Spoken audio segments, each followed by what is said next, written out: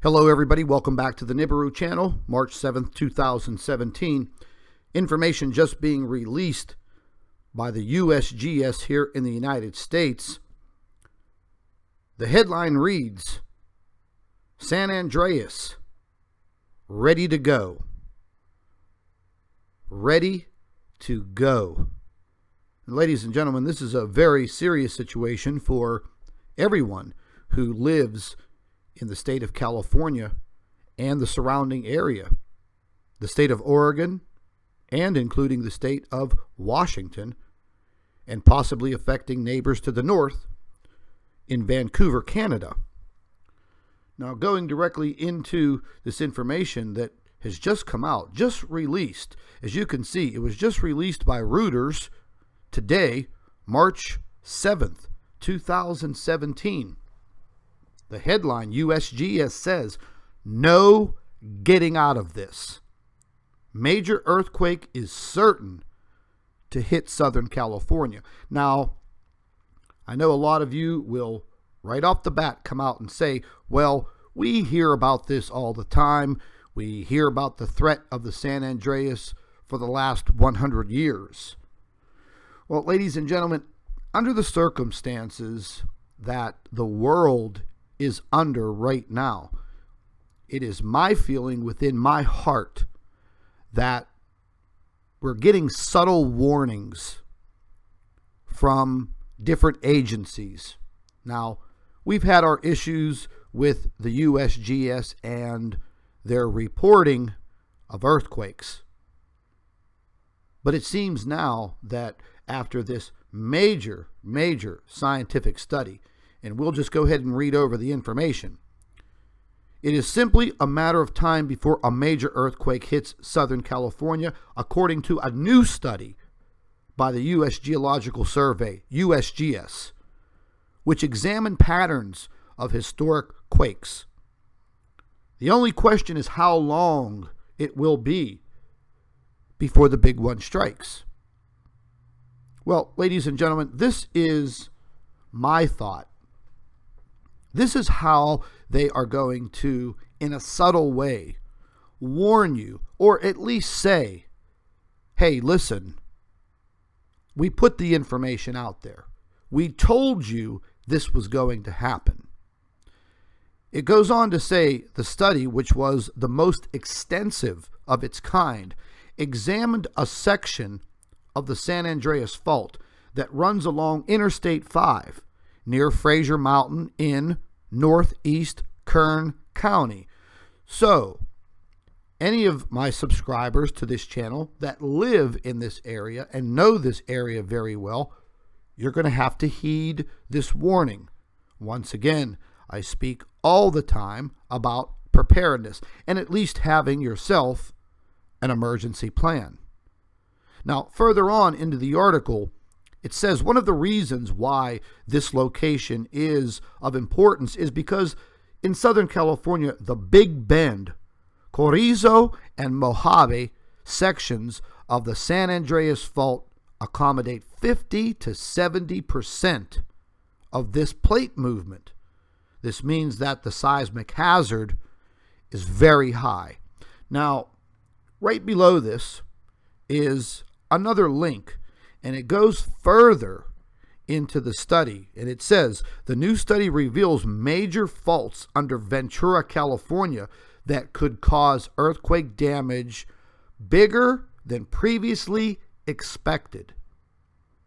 So, the situation that we're looking at right now from the USGS is flat out a warning. Now, I've done articles before on San Andreas. But now the USGS is coming out, like I said, in a very subtle way, telling you the big one is here. Now, we've already seen a lot of catastrophes in California dealing with this Oroville Dam and the flooding, the rainfall, and now the potential for all of this snow melt coming out of the Sierra Nevada mountains. Once again, This is my belief, ladies and gentlemen. This is a subtle warning that everyone in the region of California, Washington, Oregon, this is a subtle warning to at least prepare for the inevitable.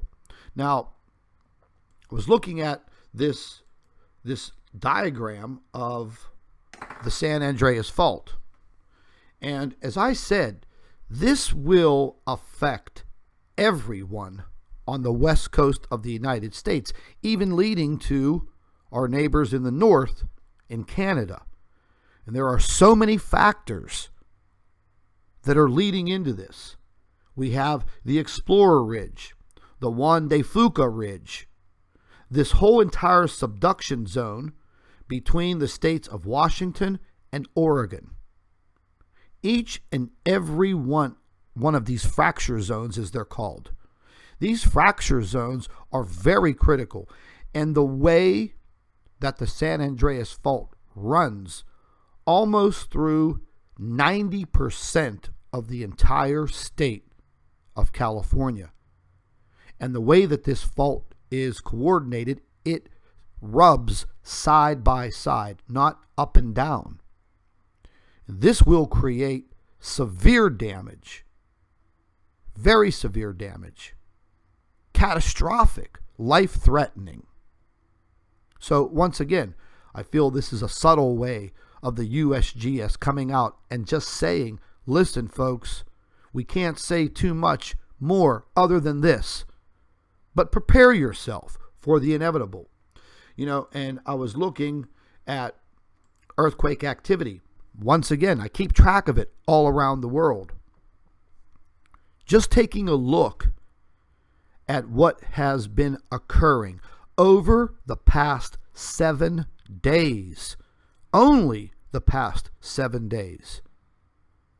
Taking a look at this earthquake map from the USGS, looking at the state of California, you can see all along the red line, which is the San Andreas Fault line, leading all the way down through San Diego. Just take a look at the earthquakes. Just take a look at the amount. Now, taking into consideration, these are not catastrophic earthquakes that you're looking at. They're small.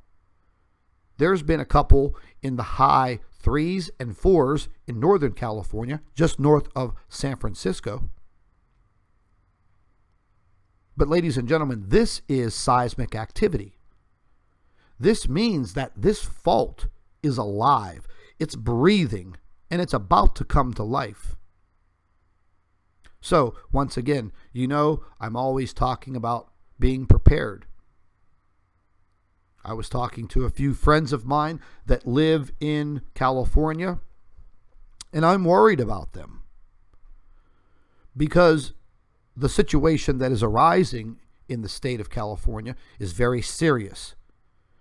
There's not a lot of places for these people to go. You just cannot pick up and run.